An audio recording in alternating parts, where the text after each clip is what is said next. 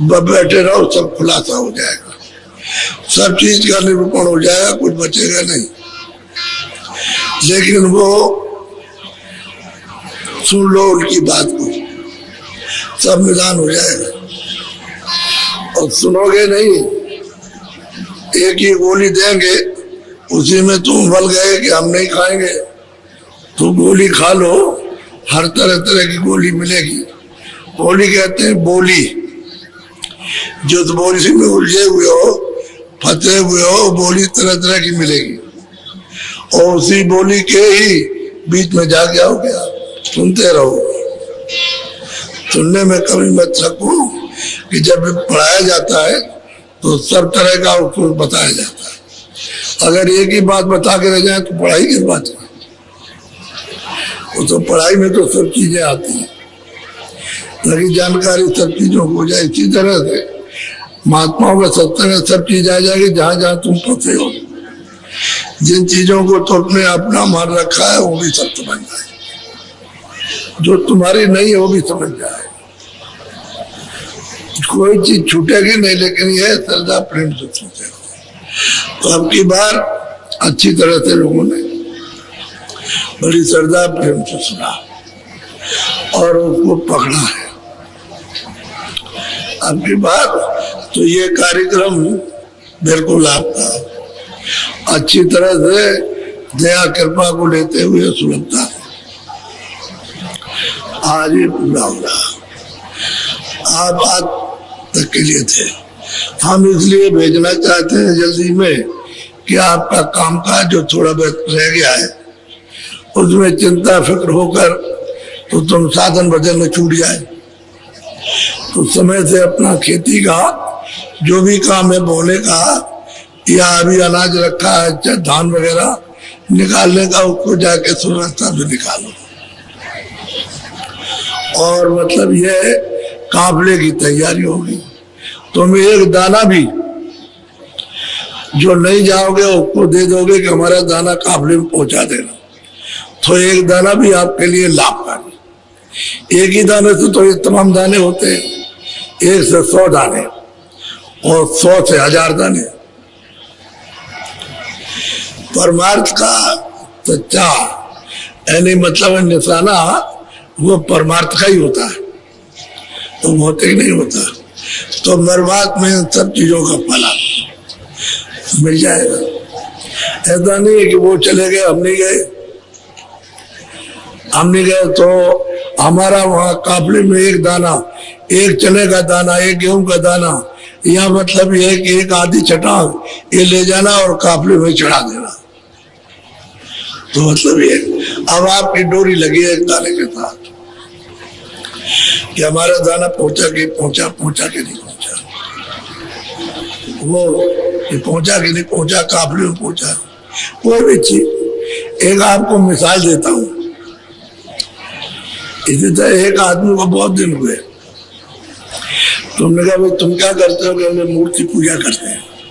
मैंने कहा ठीक से करो, जो तुम करते हो पूजा ही गलत है। तो कहले कैसा गलत? हमने भाई पूजा ही तो बताएंगे, हम कोई ये नहीं बताएंगे, पूजा ही बताएंगे। तो तुम इसी की पूजा करो जैसे बता दिया जाए। तो कह लगे बताइए। तो मैंने रोष में नहीं, रोज कहते हैं गुस्से में नहीं, शांति पूर्वक जो बताए, कल आएंगे कल बताएंगे। कह लगे अच्छा हम कल जाने कैसे पूजा किया। हमने कहा तुमको पूजा करना ही आता ही नहीं। अब हमने कहा कि देखो जब दूसरे दिन आए, मैंने कहा थे बैठ जाओ अपने देवता के सामने, जो देवता है बैठो और तुम अपनी आंखों को उसकी आंखों को देखो और अपनी पुतली उसकी पुतली को एक जगह रोको, जहां उसकी पुतली है उसी पर अपनी आंखों ऐसे। तो जब मैं तीसरे दिन आया तो बोला कह लगे हमारी आंख नहीं रुकती। हमने तो वही तो पूजा नहीं की आपने, अभी बाकी रह गई पूजा करने। तुम देवता की पूजा करोगे और उसकी आंख को अपनी आंखों से देखोगे, उसकी पुतली को, और वहां अपनी आंख को रोकोगे, तब तो तुम्हारी सच्ची पूजा। और नहीं तो तुम ये पूजा उड़न छू कर रहे हो, ये पूजा उजा नहीं है। तो क्या करें हमने कि तुम कोशिश करो कि तुम्हारी आंख उनकी आंखों को देखे और इधर उधर ना हो।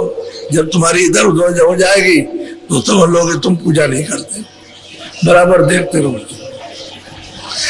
तो उसने 10 दिन अभ्यास किया बैठ के, तो उसकी आंख उनकी आंखों पर रुकने लगी। मैं 15 दिन के बाद उधर से लौट के आया तो मुझे वहां बैठा हुआ मिला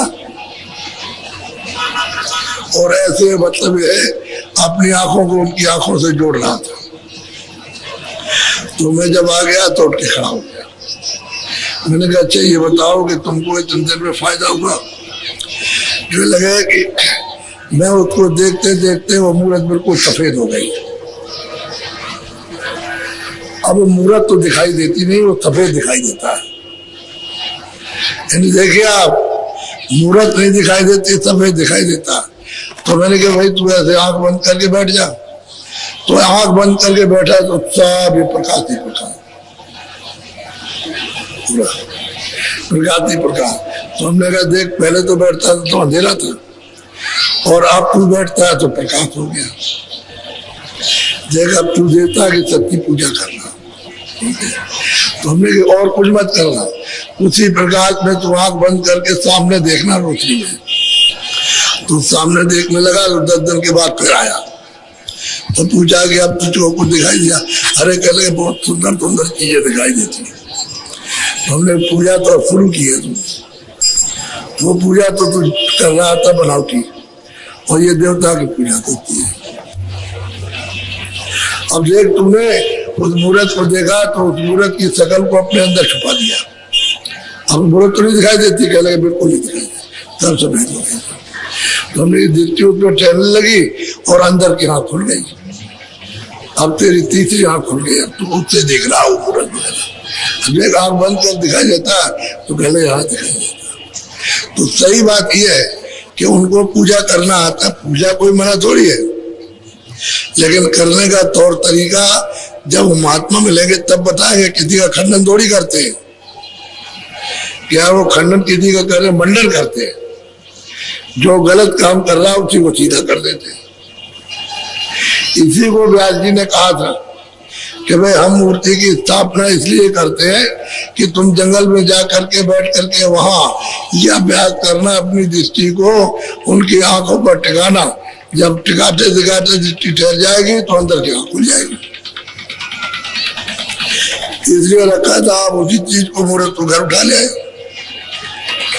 पहले तो जंगल में थी, एकांत में थी, अब उसको घर में ले आए तो बजाए अंदर बज रहा है तो उसको बाहर बजाने लगे। वो बाहर जो बजाते हो वही धोखा है, वही भ्रम है, वो भूल है, और अंदर बजने लगे वो सत्य है। तो तुम्हारे अंदर ही बज रहा, और जहां ये बाजे बज रहे हैं वो कीर्तन और आरती अखंड हो रहा।